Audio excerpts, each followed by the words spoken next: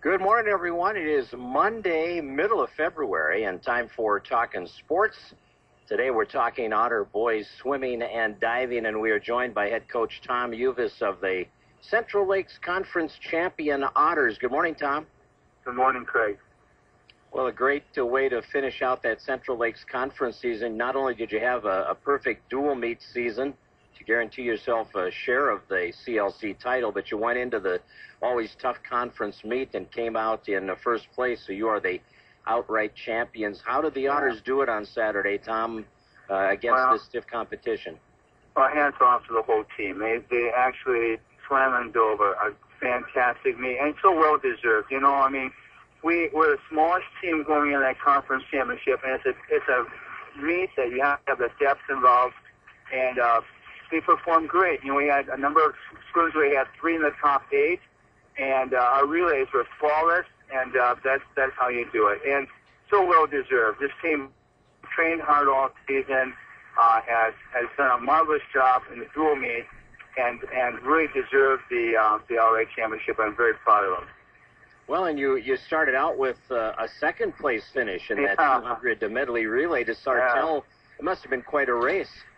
It was, you know, and I think it was good we took a second there because the guys really hungry for best, and it's a fantastic team, and we knew that going in, that the difference between the two of us were about 0.3 of a second a race, and afterwards we talked about the finish on a couple of our exchanges there, and I think that will help us down the road. Well, in your B relay, you showed your depth there, you know, your quality of depth, because you finished 6th in the B relay, which means you were ahead of, 3A relays. Yes, we were, and that was the key there. We knew that our second medley had to be top 8, and we talked about that a lot because we knew that was a very solid relay, and that's how you win the meet. You know, I'll give you an example. In the medley relay alone, the first place relay scores 40 points, wow. And the second place relay scores 34 points. So we matched 4 with our C relay, and we probably scored close to 61 points in that one. Outstanding. Now, you came out in the individual portions there after that medley relay with 2 top 7 finishes in the 200 freestyle from Keegan Hurley and Andrew Sturger. I know when we visited briefly yesterday, you said there were so many key top 8 finishes, and there was one of them right away for you. Yeah, especially Andy, because what Andrew did is he dropped, I believe, 2 to 3 seconds in that event, and that was a key for us. And again, when kids are watching their teammates and dropping time, and then our kids are really much more aware of the competition than I am, because I'm always watching my own kids, and they're watching some of the other kids that are swimming a little bit slower. That gives them confidence. You know, high school sports is all about momentum. You carried that momentum into the 200 IM with a great performance. Jacob Fisher wins it, Cal Moritzen 6th, and Matt Jacobson 10th. What a great finish for you in the 200 IM. Right, and what's unique about that event, we only had 3 individuals. You're allowed to enter 4, and we didn't have a 4th one to put in there. And that just shows you that the quality of this team, that we're able to take 3 swimmers and do so well. Tell me about the strategy using Mike Hurley in the events. You used him in the 50 and the 100 free. I know you always have that decision to make going into a meet, because he could have swam that 200 IM for you. Primarily because we needed Mike to swim that event, because that's our toughest event to go into, especially the 50 free. And one of the things we talked about before the meet was all we can do is control our own race. We can't control what the other teams do, so let's just control our own race. And Mike really kind of sacrificed the team in a way, because he could swim anything and win anything without having to race. But the 50 free swim against Cameron from Sartell, I know it's a clear race, and Michael just outtouched him by 100th of a second. And that's big for us, because that's 20 points for us and 17 points for Sartell, and that's how you again have a chance to possibly win the conference championship. Boy, and Dominic Jones had a great race there. He took 6th place for you with a time under 24 seconds.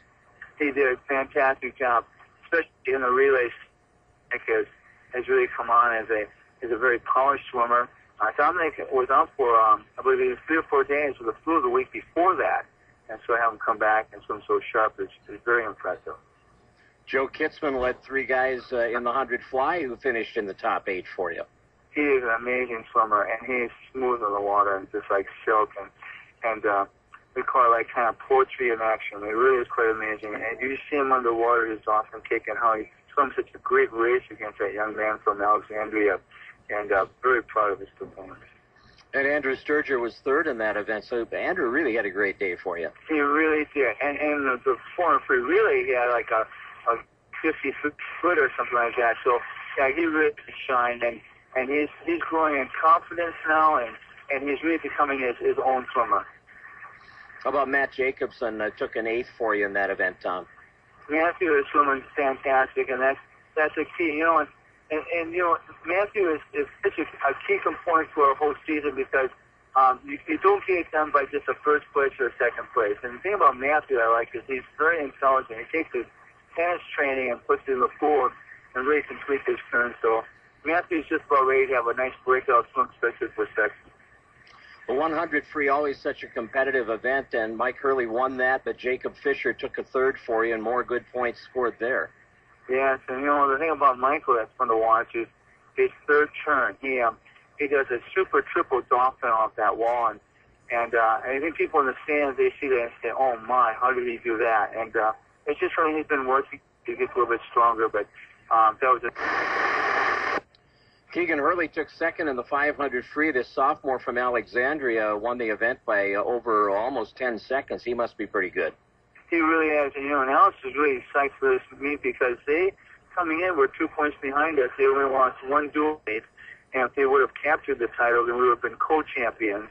And they knew that, so it was a big meet for them. And then also Alex had a freestyle group in there, and we're fortunate that Michael Osnes really get well in 6th place, and that was one of the keys to really give up 11 points in diving to Alex. So that was just nice to see. And the races against Alex were active, and I'm just very pleased that we were able to perform as we did on that Saturday. You were missing Kyle Rust in diving with an ear injury. What's his status looking ahead here, Tom, to sections? Well, we're always praying that all work out.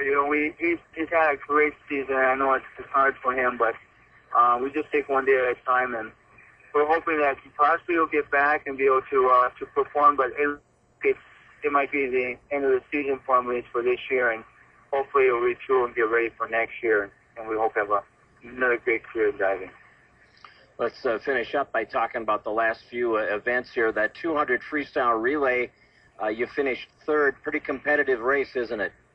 Yeah, that was a really neat event. What happened was our seat time put us in the second to last heat in the middle lane, and then we led the whole way, and that was just fun to see how we led them in the second heat. We had clear water, and we dropped time by 2 seconds, and so that put us into 3rd place.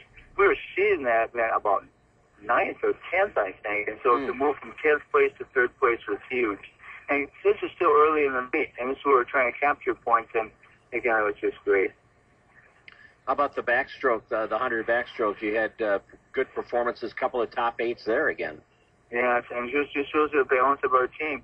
We scored top 8 in every event, and so we didn't have to sacrifice, or one of them we would be kind of blown out of the water, and they did a great job. Again, Joe Kissman's from a very good race in that. Zach House has had just a really great month here, and is really beginning to fine-tune the backstroke and swim a very nice backstroke. And then Nathan Langston swam his best time by 2 seconds in the back, and so that's just what we want to see is performances like that. And you scored 45 points in the 100 breaststroke. Did that kind of turn the meet right there in your favor? Yeah, it really did. That's what we've done all season, is that breaststroke and the 4 and freestyle really will always finish strong. And I'm so happy for Eric Money, senior captain, to win that event with a 104, and he dominated. I mean, he took control of it right away. And the coach, and you watch his senior, you always want to have them have that great splash in their last competition at CLC. And Dominic Jones was 6th, and Cal Moritzen 7th. Wow, what a great event for the Otters to. Yeah, very solid. And that 400 freestyle relay, you kind of put the exclamation point on it all with a championship there, winning by 6 full seconds. What a great way to end it. Yeah, it really was. It just kind of showed that we really did deserve this title. And this is a special team, and we've talked about it all season. they work hard. We're having a morning practice, kind of that this is what they wanted to do, and so I think training-wise and preparation-wise, we're probably one of the more solid years I've had as a coach, and it's very, very rewarding for me. How does this all translate into what you might be able to do at sections, Tom? Is this a real building block for you as far as, hey, look what we can do in a meet like this with our limited depth but our quality depth? That's a great question. Our lineup will be totally different for sections in some ways because that meet will be more determined by what we want to do at state. And so we'll move people around. For example, Keegan won't be swimming probably the 500, will be swimming the fly because he's a much stronger butterfly for the state lineup. So, things will just be moving around a little bit. So Kirsten might swim the 500 for us just to help our team to possibly get close to winning the title in sections. But I think it'll be fun to see what we can do. The other thing that's different about sections is we're only allowed one relay. So now we'll have to figure out how we can, change our relays around. Kind of looking, to see what type of state team we could have. And congratulations on sharing that sportsmanship award with Sauk Rapids, Rice, and Wilmer. That's something the Otters, I know, take pride in. Oh, we really do. It's an award that we talk about that's not just the award itself, but we hope it's a life lesson these boys will carry with them, that they will continue to be good gentlemen in school and life and wherever they work, and realize that we are. That's what it's all about. Sportsmanship, the golden rule, the whole bit. Tom, thanks for joining us this morning. Thank you, Craig. It's always a privilege. Tom Uvaas, head coach of the Otter boys swimming and diving team, our guest this morning on Talkin Sports.